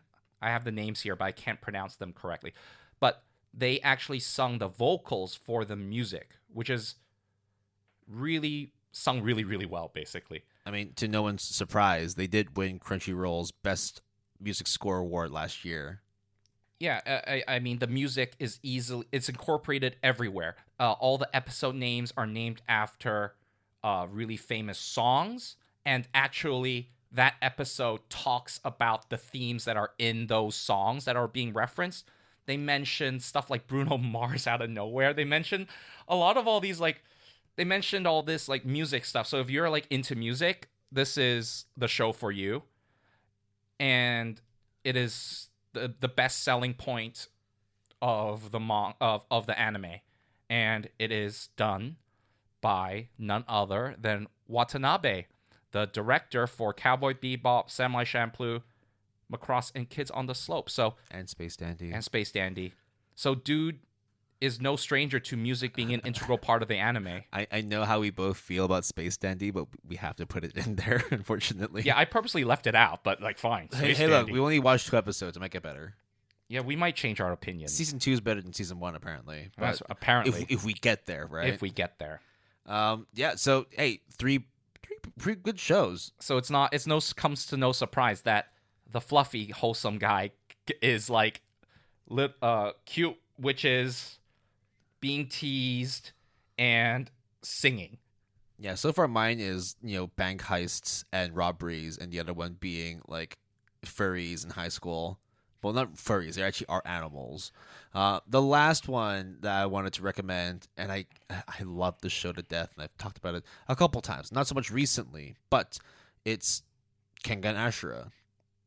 In my opinion, the best martial arts anime of all time. Better than Baki, better than Megalobox. To be fair, Megalobox was pretty good. We have not watched season 2 yet. Yeah, Nomad. We haven't watched that one yet. We should. But what I really like about the show is that from a technical standpoint, it gets a lot done correctly. In that it's not just flashy punches and power moves and just like super like hype, oh my god moments. It's also like a lot of strong technical ability and accuracy put into the show, like knowing how to put like a proper headlock, knowing how to put pressure on specific parts of the body to restrict breathing, knowing how to attack certain pressure points so that arms and legs, your extremities start becoming weaker over time. And it features a whole gamut of different martial arts, right? Anything from as simple as karate and boxing and judo, jiu-jitsu, all the way through to capoeira, lethwei, muay thai, wrestling, and they even use like police-based self-defense, because one particular fighter uses it as a way to exterminate threat in the quickest time possible within the shortest distance allowed as well. So a lot of the shows, all the stuff they have in there is very accurate, very well done. Yeah, the 3D is a little bit off for some people. I'm okay with it, but I'm not okay with it. Yeah, but like it's when you start watching the fight animation, like you forget about the 3D and it looks fucking fantastic. Not to mention the opening music. Fuck, like I grew up listening to heavy metal. I'm always down for some heavy metal. It was such a good time to watch that shit. Characters are super likable. I definitely have my favorites in the show. It's just an all around good time.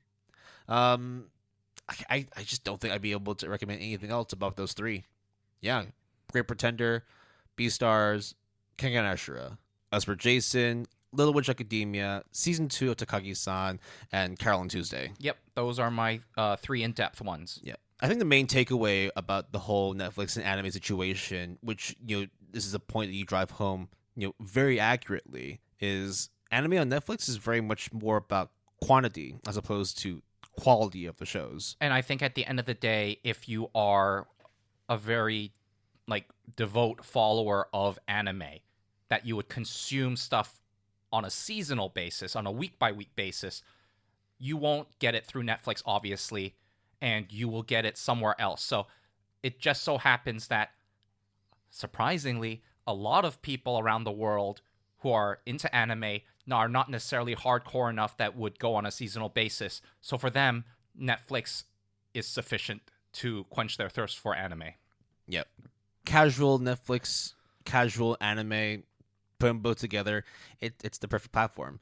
If you're more on the hardcore spectrum, you'll probably need to get a Crunchyroll or Funimation subscription as well, though. You probably have already. Exactly. I mean, how else are we going to consume all the seasonals and all the movies and all the all the anime?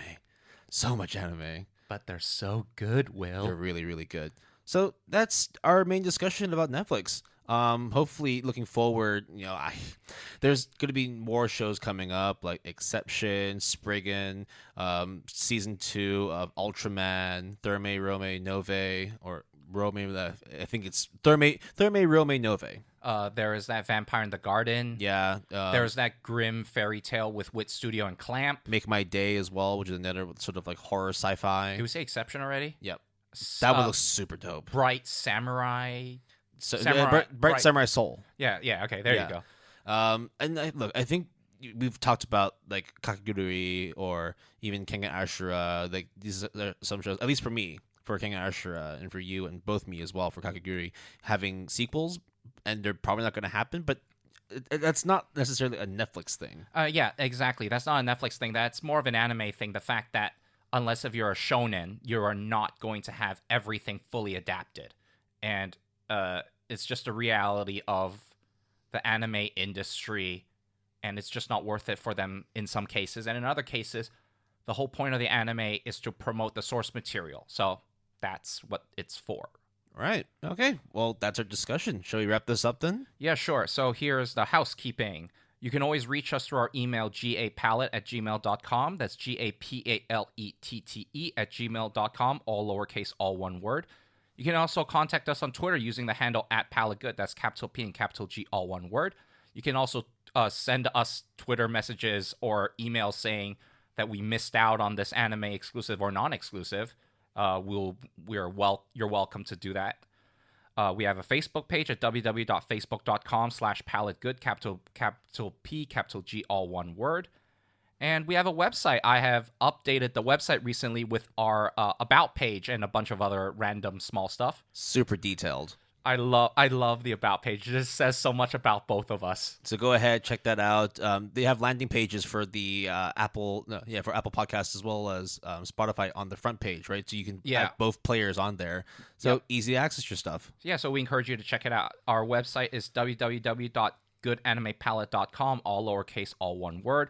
You can also join us on Discord. The invite link is in the show description. And we also have a Mal Club, a My Anime List Club. The invite link is also in the show description. If you don't want to search for it, just email us and we'll send you the invite. The music credits for this episode is our intro music is Glitterati by Fox Morrow. Our break music is Up and Down by Toby Tranter.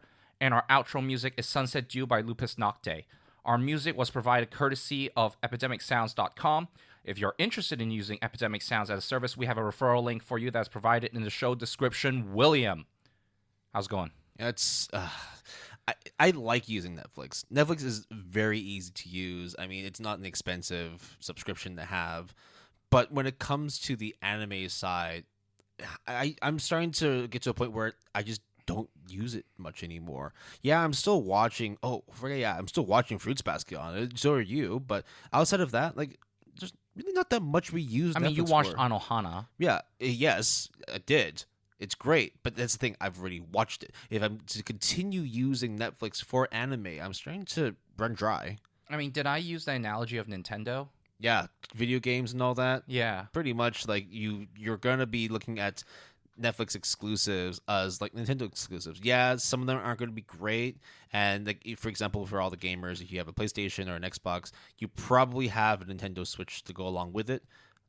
It's not going to be your primary source, but it's still something that you have in the periphery, and it's always easy to fall back on. And there are plenty of non-exclusives that are just as good. Yep. So get your ass back on the couch or back on your chair, turn on some Netflix, watch some anime, and just chill. Yeah, Netflix and chill. Netflix, anime, and chill. Yeah. Okay. Yeah. Sure. Yeah. That sounds way less creepy and weird than just to say Netflix and chill. Why are you smiling at me like that? Hey, Will. Hey, buddy. All right, we're going to go Netflix and chill. We'll catch you next week. No, in 2 weeks. See ya.